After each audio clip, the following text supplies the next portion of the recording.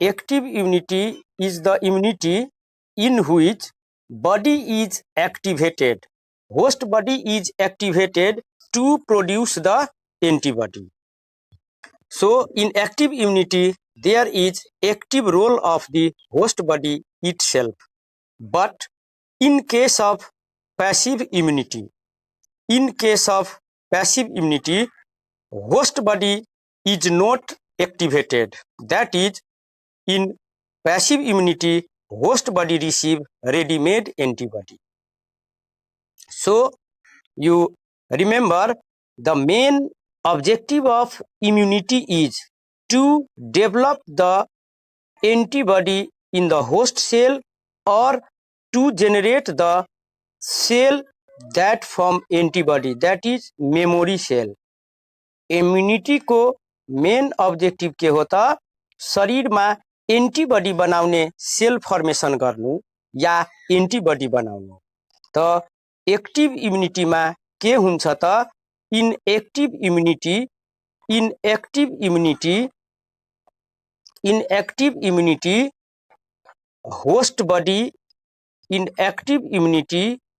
Host body activated. Inactive immunity host body is activated to produce the antibody.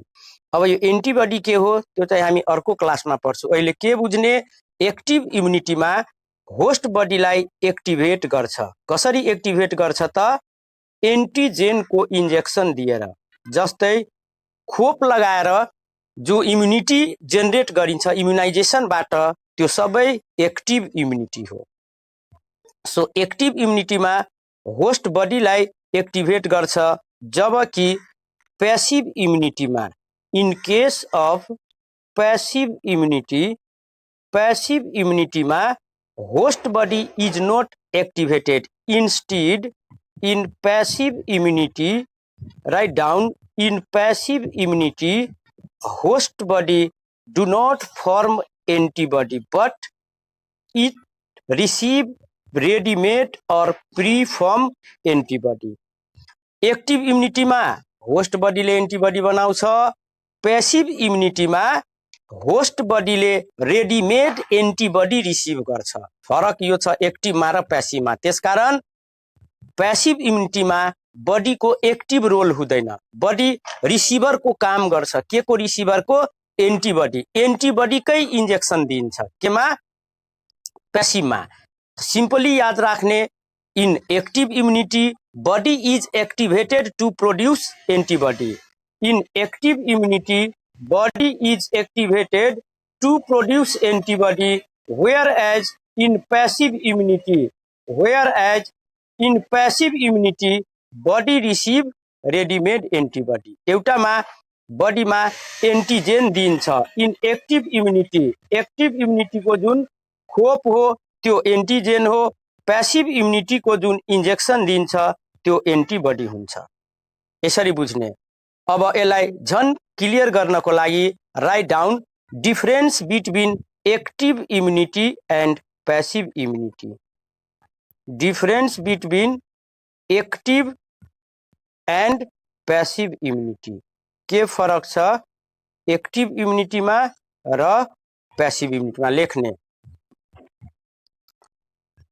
के फरक छ र यो एकदम इम्पोर्टेंट क्वेश्चन पनि हो। Difference between active immunity and passive, दुटै अक्वायर इम्युनिटी हो। एक्टिव इम्युनिटी में फर्स्ट पॉइंट राख्ने, body is activated. In active immunity body is activated. Body is activated. Body is activated. Here body is not activated. Active में body activate हुन्छ, passive में body activate हुँदैन, body is not activated. यो भयो एउटा difference. अर्को difference active र passive में, in active immunity body produce antibody. After activation in active immunity, host body produce or generate antibody. In passive immunity, दूसरो point in passive immunity body receive antibody. हेर फरक छ antibody formation गर्नु र antibody receive गर्नु दुईटा different कुरा हो। एकटीमा बडीमा एंटीबॉडी जेनरेट गर्ने फ्याक्ट्री बनाइदिन्छ, त्यो सेल बनाइदिन्छ, तर पेशीमा त्यस्तो हुँदैन। अर्को डिफरेंस इन एक्टिव इम्युनिटी में के हुन्छ त in active immunity antigen is injected. तेस्रो डिफरेंस छ in active immunity antigen is injected. जुन इंजेक्शन दिन्छ, जुन खोप दिन्छ एक्टिव इम्युनिटी जेनरेट गर्नको लागि त्यो एंटीजेन हुन्छ। त्यसमा त्यो खोपको कन्टेन्ट भनेको के एंटीजेन हो। But in passive immunity the content of injection is antibody. In passive immunity antibody is injected. फरक छ, एक्टिवमा एंटीजेन दिन्छ, पैसिवमा एंटीबॉडी नै इंजेक्ट गरिन्छ। त्यसपछि अर्को डिफरेंस आयो, एंटीजेन दिइसकेपछि आजै खोप लगायो भने आजै एंटीबॉडी फर्मेशन हुँदैन। त्यसकारण यसमा एक्टिव इम्युनिटीमा ल्याग फेज हुन्छ। ल्याग फेज भनेको एंटीजेन दिइसकेपछि एंटीबॉडी बन्नको लागि टाइम लाग्दो रहेछ, हप्ता दिन, महीना दिन, केही दिन। त्यो बीचको समयलाई भन्छ ल्याग फेज। इम्युनाइजेसन गर्यो तर एंटीबॉडी फर्मेशन हुन केही समय चाहिन्छ, त्यो बीचलाई भनिन्छ ल्याग फेज। केमा हुन्छ त एक्टिव इम्युनिटीमा there is presence of lag phase. Active इम्युनिटीमा ल्याग फेज हुन्छ। आजै इंजेक्शन दियो भने आजै एंटीबॉडी बन्दैन, तर पैसिव इम्युनिटीमा आजै इंजेक्ट गर्यो भने शरीरमा जाने बित्तिकै यो काम गर्छ। त्यसकारण there is no lag phase. पैसिवमा ल्याग फेज हुँदैन, एक्टिवमा ल्याग फेज हुन्छ। त्यसपछि अर्को डिफरेंस छ, एक्टिव इम्युनिटी जुन छ एकदम स्लो वर्क गर्छ, act very slowly. Active immunity एकदम स्लोली काम गर्छ, तर पैसिव इम्युनिटी एकदम फास्ट गर्छ। शरीरमा पुग्ने बित्तिकै यो काम गर्न थाल्छ। यो फास्टली वर्क गर्छ, एक्टिभ इम्युनिटी स्लोली काम गर्छ। तर एक्टिभ इम्युनिटी भनेको यो लङ लास्टिङ हुन्छ। It is long lasting type of immunity, that is यो पर्मानेंट टाइप को इम्युनिटी जस्तो हुन्छ। लङ लास्टिङ मतलब धेरै समयसम्म काम गर्ने। But passive immunity it is only for the short period, एक दिन दुई दिन या एक हप्ता दुई हप्ता पछि यो हराएर जान्छ शरीरबाट। तर एक्टिभ इम्युनाइजेसन भइसकेपछि जीवनभर त्यो काम गर्छ। त एक्टिभ इम्युनिटी भनेको लङ लास्टिङ इम्युनिटी हो, जबकि पैसिव इम्युनिटी भनेको सर्ट ड्युरेसन को लागि हो। एक्टिभलाई पर्मानेंट पनि भनिन्छ, permanent type of immunity. Permanent more durable, but passive is temporary type. Passive is temporary type को हो, टेम्पोररी।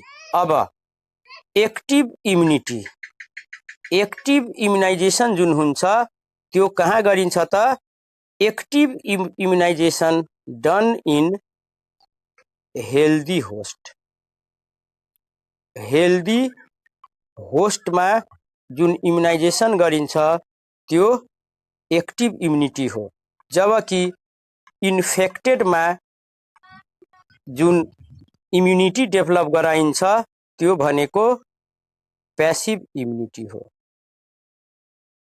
इन्फेक्टेडमा, जस्तै अहिले कोरोनाको कुरो गर्यो हो भने अहिले भन्छ नि खोप आएको छैन, खोप आइसके पछाडि सबै हेल्दी मान्छेमा दिइन्छ जसले शरीरमा एन्टिबडी बनाउँछ। तर कतिजना मान्छेमा अहिले कोरोना लागेर निको भइसकेको छ र प्लाज्मा थेरापीको कुरा चलिरहेछ। त्यो प्लाज्मा थेरापीमा के हो त, जुन मान्छेलाई कोरोना निको भइसकेको छ त्यसको प्लाज्माबाट एन्टिबडी निकाल्ने र जो मान्छे संक्रमित छ त्यसमा त्यसको एन्टिबडी दिने, त्यो भनेको प्यासिभ हो।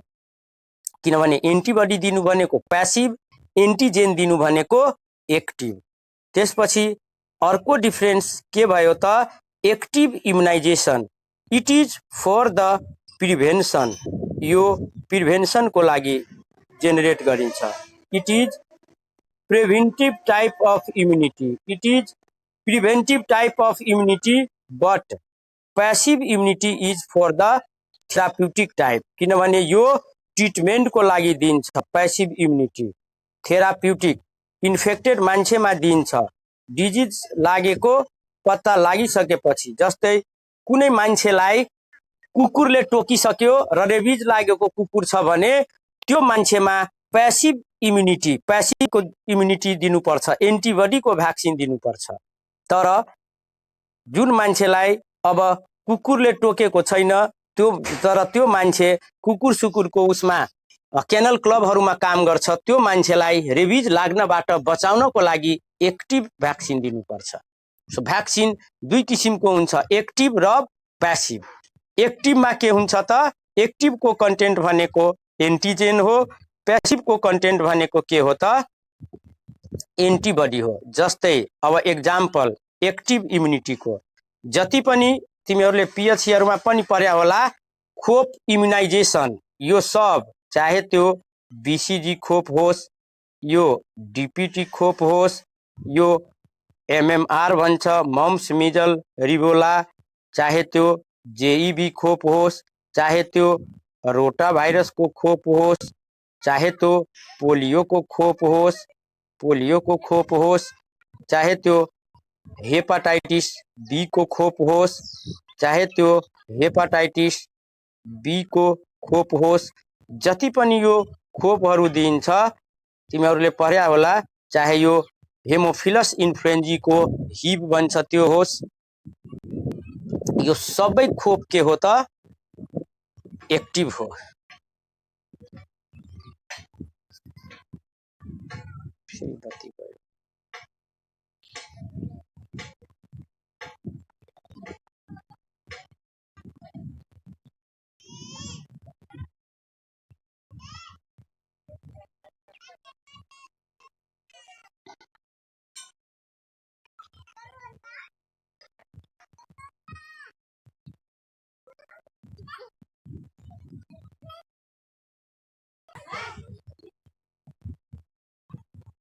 ओके, सो एक्टिभ र प्यासिभमा थियो।